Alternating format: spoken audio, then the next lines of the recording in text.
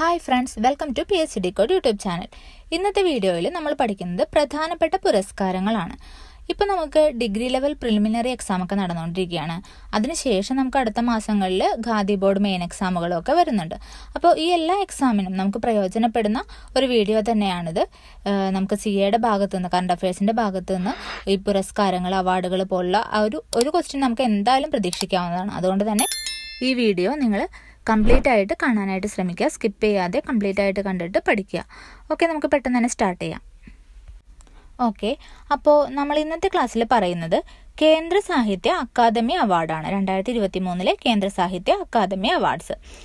അപ്പോൾ നമ്മുടെ മലയാള ഭാഷയ്ക്ക് വേണ്ടിയിട്ട് കേന്ദ്ര സാഹിത്യ അക്കാദമി അവാർഡ് 2023 കരസ്ഥമാക്കിയിരിക്കുന്നത് EV രാമകൃഷ്ണനാണ്. 2023 കേന്ദ്ര സാഹിത്യ അക്കാദമി അവാർഡ് മലയാള ഭാഷയ്ക്ക് വേണ്ടി ലഭിച്ചിരിക്കുന്നത് EV രാമകൃഷ്ണൻ. അദ്ദേഹത്തിൻ്റെ കൃതി മലയാള നോവലിൻ്റെ ദേശകാലങ്ങൾ.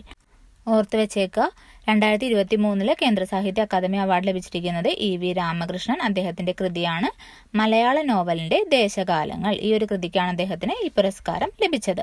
അടുത്തതായിട്ട് മികച്ച പരിഭാഷയ്ക്കുള്ള പുരസ്കാരം. 2023 കേന്ദ്ര സാഹിത്യ അക്കാദമി അവാർഡ്സിൽ മികച്ച പരിഭാഷയ്ക്കുള്ള പുരസ്കാരം ലഭിച്ചിരിക്കുന്നത് PK രാധാമണി. കൃതി അക്ഷരങ്ങളുടെ നിഴലിൽ. അമൃത പ്രീതത്തിന്റെ അക്ഷരവും കെ സായി എന്ന കൃതിയുടെ പരിഭാഷയാണിതെന്ന് ഓർത്തു വെച്ചേക്കുക. അപ്പോൾ അക്ഷരങ്ങളുടെ നിഴലിൽ എന്ന കൃതിക്കാണ് മികച്ച പരിഭാഷയ്ക്കുള്ള പുരസ്കാരം ലഭിച്ചിരിക്കുന്നത് PK രാധാമണി. അടുത്തത് ബാലസാഹിത്യ പുരസ്കാരം. 2023 കേന്ദ്ര സാഹിത്യ അക്കാദമി അവാർഡ്സിൽ ബാലസാഹിത്യ പുരസ്കാരം ലഭിച്ചിരിക്കുന്നത് പ്രിയ AS. അവരുടെ കൃതിയാണ് പെരുമഴയത്തെ കുഞ്ഞിതളുകൾ. ബാലസാഹിത്യ പുരസ്കാരം പ്രിയ ASന് ഏത് കൃതിക്ക് ലഭിച്ചു? പെരുമഴയത്തെ കുഞ്ഞിതളുകൾ എന്ന കൃതിക്കാണ് ലഭിച്ചിരിക്കുന്നത്.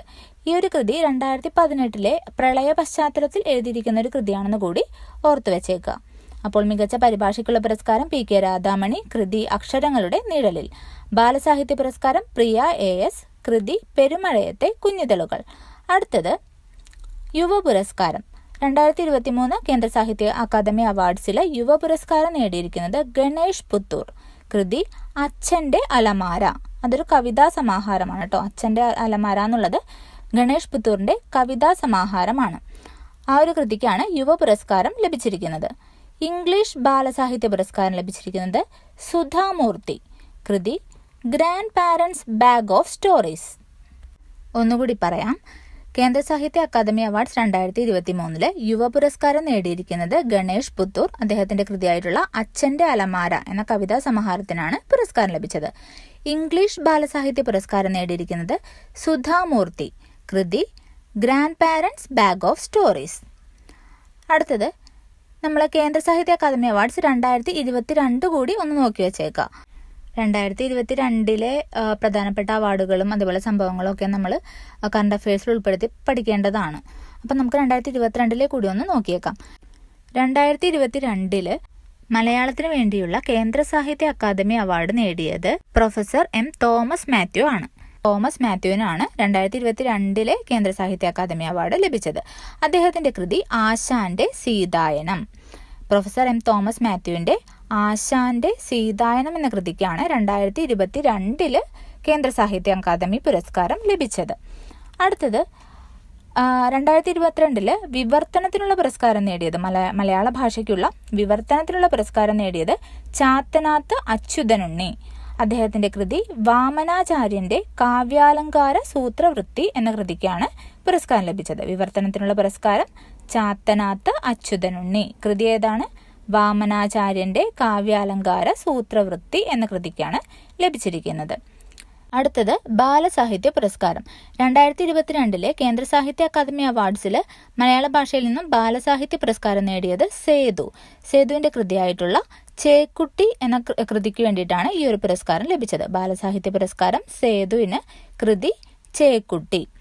യുവ പുരസ്കാരം അനഘ ജെ കോലത്ത്. 2022 കേന്ദ്ര സാഹിത്യ അക്കാദമി അവാർഡ്സിൽ യുവ പുരസ്കാരം നേടിയത് അനഘ ജെ കോലത്ത്. കൃതി ഓർത്ത് വയ്ക്കുക, മെഴുകുതിരിക്ക് സ്വന്തം തീപ്പെട്ടി. മെഴുകുതിരിക്ക് സ്വന്തം തീപ്പെട്ടി എന്ന അനഘ ജെ കോലത്തിന്റെ കൃതിയാണ് യുവ പുരസ്കാരം നേടിയത് 2022. അടുത്തത് ഇംഗ്ലീഷ് ഭാഷയ്ക്കുള്ള പുരസ്കാരം അനുരാധ റോയ്. കേന്ദ്ര സാഹിത്യ അക്കാദമി അവാർഡ്സ് 2022 ഇംഗ്ലീഷ് ഭാഷയ്ക്കുള്ള പുരസ്കാരം നേടിയത് അനുരാധ റോയ്. കൃതി all the lives we never lived. All the lives we never lived എന്ന കൃതിക്ക് വേണ്ടിയിട്ട് അനുരാധ റോയ്ക്കാണ് ഇംഗ്ലീഷ് ഭാഷയ്ക്കുള്ള പുരസ്കാരം ലഭിച്ചത്. അപ്പോൾ ഇത്രയും കാര്യങ്ങളാണ് നമ്മൾ ഇന്നത്തെ വീഡിയോയിൽ പറഞ്ഞത്. 2022 2023 കേന്ദ്ര സാഹിത്യ അക്കാദമി അവാർഡാണ് നമ്മൾ ഇന്നത്തെ വീഡിയോയിൽ പറഞ്ഞത്. ഇമ്പോർട്ടൻ്റ് ആണ്, കൃത്യമായിട്ട് ഓർത്ത് വെച്ച് പഠിച്ചേക്കുക. ഇനിയും ഒരുപാട് പുരസ്കാരങ്ങൾ നമുക്ക് പഠിക്കാനുണ്ട്, സാഹിത്യ മേഖലയിൽ നിന്നും കലാമേഖലയിൽ നിന്നൊക്കെ. അപ്പോൾ അത് നമ്മൾ അടുത്തൊരു വീഡിയോയിൽ ഉൾപ്പെടുത്തുന്നതായിരിക്കും. വീഡിയോയുടെ ലെങ്ത്ത് ഒരുപാട് കൂടാതിരിക്കാൻ വേണ്ടിയിട്ടാണ് കുറച്ചായിട്ട് നമ്മൾ ചെയ്യുന്നത്. അപ്പോൾ നിങ്ങൾക്കും എളുപ്പമായിരിക്കും പഠിക്കാനായിട്ട്. അപ്പോൾ നമുക്ക് നെക്സ്റ്റ് വീഡിയോയിൽ കാണാം. ഇനി ബൈ.